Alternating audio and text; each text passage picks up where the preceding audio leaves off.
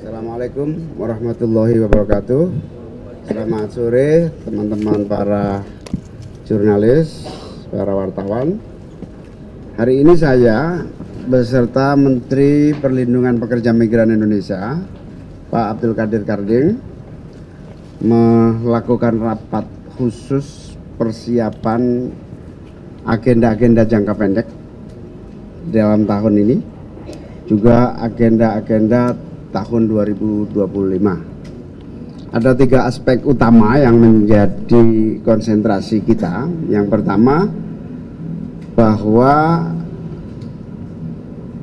pekerja migran itu kontribusinya sangat besar untuk devisa buat negara kita. Hampir 300 triliun per tahun devisa yang masuk ke dalam negeri. Oleh karena itu, saking besarnya devisa itu, kita berharap semua kementerian, lembaga, pihak-pihak terkait, Kapolri, khususnya Kemenlu, semua benar-benar memberikan perhatian serius bagi persiapan keberangkatan, ya, persiapan penempatan, kemudian proses rekrutmen, kemudian pemberangkatan, penempatan di negara tujuan, perlindungan di negara tujuan, sampai perlindungan pulang kembali ke tanah air. Ini proses utuh. Nah, kita ingin dalam proses yang utuh itu termasuk devisa itu biar produktif.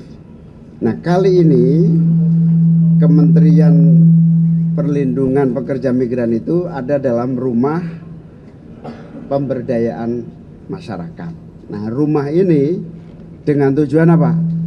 Sinergi kelembagaan dan kementerian bisa lebih menguat lagi dibanding tahun-tahun yang lalu.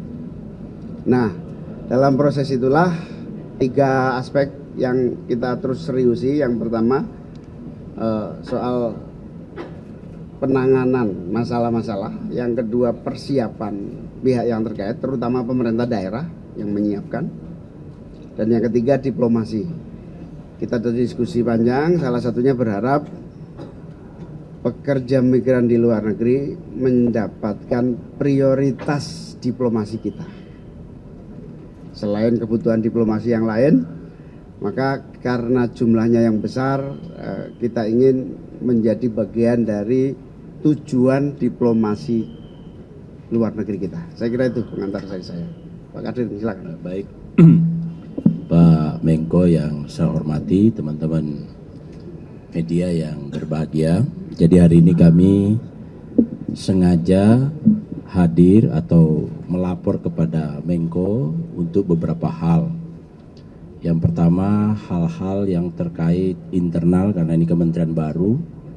Jadi kami harus melaporkan kepada Kemenko tentang apa yang sedang kita siapkan, apa yang sedang kita lakukan dalam rangka untuk bisa bekerja dengan baik sesuai dengan fokus-fokus kerja yang dimandatkan oleh Presiden Prabowo kepada kami. Ada 2. Yang pertama soal perlindungan, yang kedua soal devisa.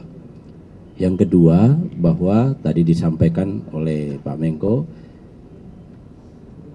pekerja migran kita ini setiap tahun rata-rata 227 triliun devisa yang dihasilkan untuk negara. Jadi nomor 2 terbesar setelah migas. Kalau kita bisa kerjakan dari hulu ke hilir dan buka lapangan pekerja pangsa pasar yang bagus ke depan, suatu ketika kami yakin bisa menyalip devisa migas.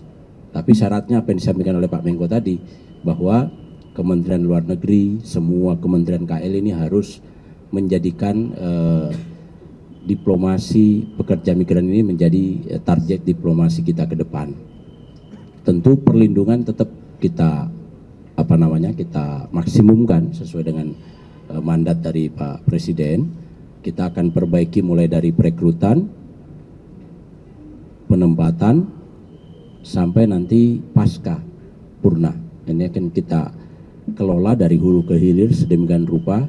Intinya bahwa seluruh pekerja itu, terutama pekerja-pekerja domestik ini mulai kita kurangi, tapi kita akan perbanyak yang pekerja yang skill atau high skill, yang low skill kita kurangi sedikit, pelan-pelan kita kurangi, tapi kita ketatkan syarat-syaratnya supaya tidak mudah dieksploitasi.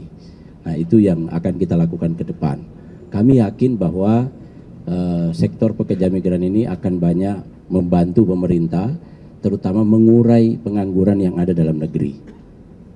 Itu akan bisa kita lakukan. Kalau lihat Kementerian Pekerja Migran Filipina, mereka bisa mendapatkan 20% devisa negara, pendapatan negara itu dari pekerja migran. Nah, kita negara besar, punya sumber daya yang bagus, masa kita tidak bisa mengikuti Filipina paling tidak. Saya kira itu, terima kasih. Ya, saya tambahkan sedikit. Jadi bersyukur Pak Presiden memberikan satu penghormatan kepada para pekerja migran Indonesia dengan mengangkat Badan Penempatan Pekerja Migran Indonesia dari sebuah badan menjadi kementerian. Ini langkah yang sangat strategis buat para pekerja migran ini di dalam mengarungi proses mulai dari persiapan dalam negeri maupun luar negeri. Karena itu kita bersyukur dengan positioning sebagai kementerian ini menjadikan kekuatan khusus baik eksternal ke luar negeri maupun di dalam negeri. Inilah posisi strategisnya sehingga benar-benar pemerintah akan memberikan perhatian sebagai rasa terima kasih atas devisa yang besar yang diberikan kepada negara. Oke. Cukup ya? Cukup ya. Ada tanya? Assalamualaikum, selamat sore. Saya Farah dari Investor Trust. Mungkin Caimin atau Mas Karding ya. Kalau Ya, jadi sedang kita kaji sebenarnya, sedang kita kaji dan kita harus by data supaya tidak asal ngomong ke publik. Tetapi saya kira dari 227 triliun naik ke 250 itu kita bisa capai. Ini masih masih asumsi kita 2025. Kalau sekarang masih di angka hampir yang sama. Yang perlu saya sampaikan begini. Yang menjadi kewenangan kami ini sesungguhnya adalah yang terdaftar lewat kami.